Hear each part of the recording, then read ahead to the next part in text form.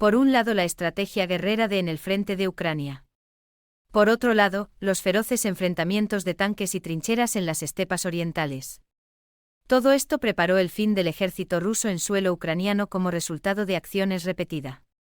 Incluso solo en Bakhmut y las trincheras rusas cercanas a esta ciudad se están experimentando pérdidas militares históricas. Las pérdidas militares diarias del ejército ruso en la ciudad de Bakhmut son de 500 a 750. La razón principal de esto fue la retirada de sus mercenarios de Bakhmut y sus alrededores por parte del grupo Wagner. Por otro lado, continuó en las grandes pérdidas del ejército ruso en los asentamientos de Krasnahora, Berkivka, Krishchivka y Vuhledar, así como en Bakhmut. El ejército ruso está pasando por un periodo mucho peor en suelo ucraniano que la era soviética. Además, comenzaron de nuevo grandes revueltas debido a factores como las grandes pérdidas en el ejército ruso, las malas condiciones de vida, y el comportamiento negativo de los comandantes rusos contra los soldados movilizados y los soldados profesionales rusos en el ejército en el frente ucraniano. Entonces, ¿quién es el responsable de esto? Muchas fuentes piensan que la responsabilidad de esto recae en Vladimir Putin. Por supuesto, razones políticas y diplomáticas muestran que esta situación es responsabilidad de Putin.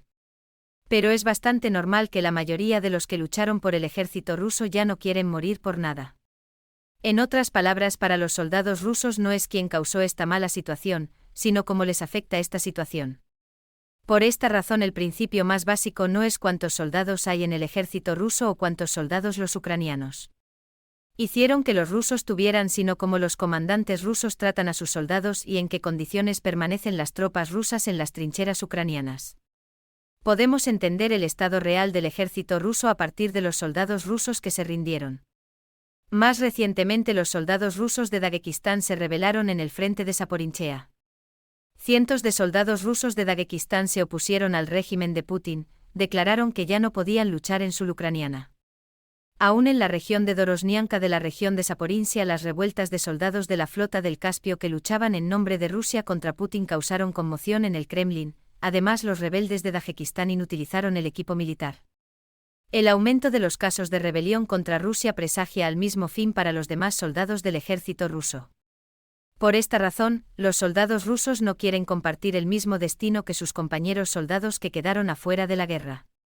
En el contexto de las operaciones militares exitosas de las fuerzas de defensa de Ucrania y debido a las pérdidas significativas de mano de obra de los rusos, los casos de deserción en unidades de las fuerzas rusas están aumentando.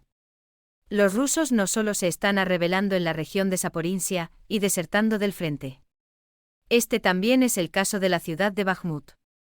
Los soldados rusos se niegan a luchar cerca de Bakhmut, que está siendo atacada por las Fuerzas Armadas de Ucrania. El excomandante de Azov Maxim Sesortin habló sobre los casos y la falta de mano en las filas de tropa rusa cerca de Bakhmut. Según el exjefe del regimiento Azov, cada vez aparecen más soldados rebeldes en las filas de las fuerzas del ejército ruso ubicadas en la dirección de Bakhmut. Los actos de insurrección masiva aún no están generalizados, por lo que no hay un éxodo masivo ni una rendición de las fuerzas rusas en dirección a Bakhmut. Alexander Kovalenko predijo que en la dirección de Bakhmut los soldados rusos se rebelarían y abandonarían las líneas del frente y sus armas. Kovalenko también argumentó que los soldados de Putin deberían abandonar Osarianovka, Kurdiumovka, Kleshchevka y Berkovka. De lo contrario, este proceso de rebelión aumentará gradualmente con mayores pérdidas rusas. Tras estas declaraciones, los funcionarios ucranianos también confirmaron que el ejército ruso había sufrido grandes pérdidas en la ciudad de Bakhmut, en el este de Ucrania, que las fuerzas rusas habían capturado hace solo unos meses.